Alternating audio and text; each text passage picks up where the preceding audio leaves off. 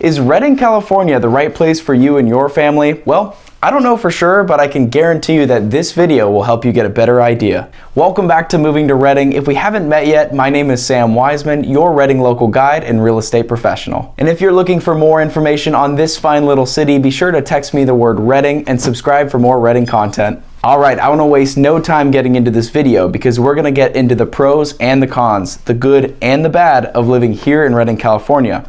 And the best part, you're actually going to come along with me so you can get a better feel of what it's like to live in the area. Alright, lastly, be sure to stick around for the second half of the video because things get a little bit serious and super interesting. Alright, let's dive right in. Okay, so here we are on this nice beautiful day, and that leads me into the first thing that Redding is so good for, and that is this beautiful landscape.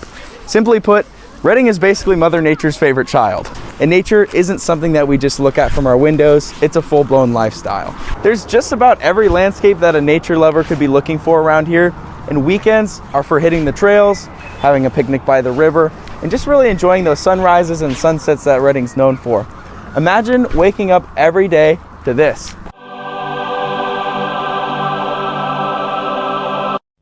Now, although Redding might be nature's gem, it also can be California's oven. Our city loves to show off its sunshine with some hot days. And when I say hot, I mean triple-digit temperatures. Now, to be honest though, not even the lakes can prepare you for that moment that you walk into the car after a quick trip to the grocery store and your car is basically a sauna. Sunscreen, AC, and hydration aren't just a recommendation around here, it's practically a requirement. But don't worry, because we found ways to beat the heat. In the summer, you can typically find Redding folks either hanging out at the pool or at one of two of the great lakes that we have about 20 minutes from downtown. So once the summer heat finally gives us a break and we all come out of hiding, there's a long, almost never-ending list of outdoor activities to check out here in Redding. Fancy a scenic bike ride? Well, we've got trails for days. Or how about a day of fishing? We're known for that too. Take your pick from our lakes and rivers. And if you're up for a challenge, our hiking trails range from easy to, are we there yet? So there's really no excuse to be bored around here in the daytime. Now, did I mention only in the daytime? You see, once the stars come out and the sun sets, well, the options for nightlife kind of go to bed as well. If you're looking for bustling streets and a nightclub on every corner, this is probably not the place for you. But hey, after a day jam-packed full of all those outdoor activities, maybe calling it a night doesn't sound too bad. But don't worry, because we do have a lot of really nice spots to relax, unwind, maybe have a drink and some dinner. Maybe just don't expect the party to go to the brink of dawn. While we might not have all the bustling nightlife of the city, we also don't have many of the headaches that come with big city living. I'm talking about bumper-to-bumper traffic, sky-high cost of living, and the never-ending noise. Here in Redding, you can actually hear yourself think. We get to enjoy the peace and quiet of a small town, while also having plenty of opportunities to have fun under the sun. Okay, stop. Okay, look, before I start to sound like I'm trying to oversell Redding, it's important to recognize that there are some things about living here that kind of suck. Because at the end of the day, this channel is all about giving you the truth and all the information that you need to know before you decide if Redding is right for you and your family. So you can expect this half of the video to be a little bit more raw and to the point. Alright, I'm going to talk about something that I haven't really talked about yet.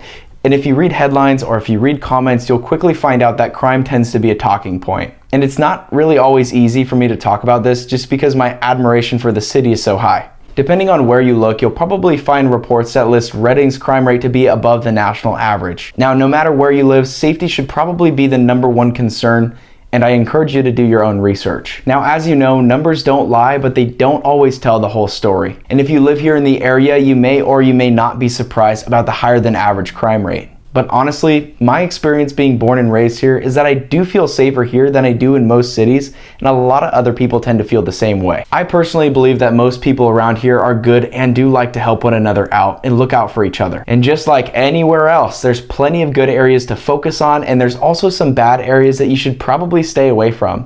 And if you need any help with some guidance, I'm happy to lean you in the right direction. All right, now back to the good stuff for a moment here. One thing that I do love about Redding is just that it's a very spread out area, and thanks to Interstate 5 running north and south and Highway 44 running east and west, you can almost visualize the city in 4 quadrants. One, because each area of the city has its own characteristics, amenities, and overall feel. And 2, because we have all kinds of homes on the market. For example, if you're looking for a home with killer views or a spot downtown, or maybe you want to be close to the lake, or you want acreage for horses, well, we've got plenty of options for that, and most people tend to find what they're looking for, which is great. And depending on your budget, you're almost bound to find exactly what you're looking for without having to sacrifice the ideal lifestyle that you came here for in the first place. Now lastly, there's multiple areas just outside of Reading that have their own unique feel and their own amenities, and they're really quite special to us, so I'm super excited to go over those and highlight them in future videos. All right, back to the serious stuff. Now this next one is something that you've definitely heard before in California, and we're talking about wildfires. Now before you go off and buy a house in the middle of the woods just because you can, we need to talk about wildfires. Unfortunately, it is kind of part of the package deal when living in California, and many people know that our area has seen its share over the years. Fires here can be devastating, and fire insurance here can be really unaffordable in certain areas. The truth is, if you're in a heavily wooded area, or you're far from a fire station, or you don't have any hydrants nearby, chances are you are going to be in a higher fire risk zone, and your fire insurance is probably going to be quite a bit higher. Many people that I've helped relocate to the area are looking for that big acreage property, and sometimes getting cheap insurance just isn't an option. I promise you though, not all hope is lost, because there's a multitude of ways to stay fire safe, to get the property that you're looking for and not have to pay an arm and a leg for insurance. Now, while we're on the subject of cost, let's talk about the cost of living here in Reading. It's now 2024, and the cost of living pretty much everywhere has gone up substantially. So this is a super important topic, and it will have its own video in the future with a lot more detail of what cost of living in Reading actually looks like. But if you're coming from a bigger city, you'll probably be pleased to know that this place is a lot cheaper than many cities, especially in California. If you're comparing Reading with certain parts of the Midwest, though, you're probably going to have a different opinion. Overall, you can expect Reading's cost of living to be just a tad over the national average.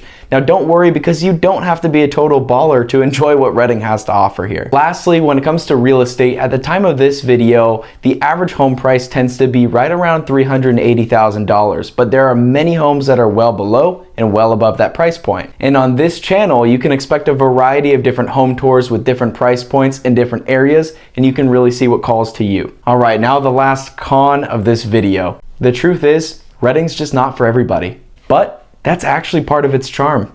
Many people move here and they stay here forever and they absolutely love it. But then there's other people that come here, or they were born here and they just can't wait to get out. It's really not a one-size-fits-all kind of place. But it is really good for some groups of people.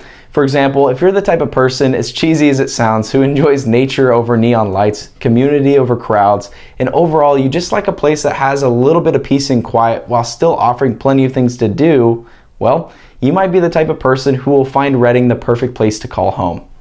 So there you have it. There's part one of the pros and cons of living here in Reading, California. This is a decent place to start, but this hardly scratches the surface, so be sure to stay tuned for part two. Be sure to subscribe for plenty more moving to Reading content, and as always, thank you so much for watching, and I'll see you on the next one.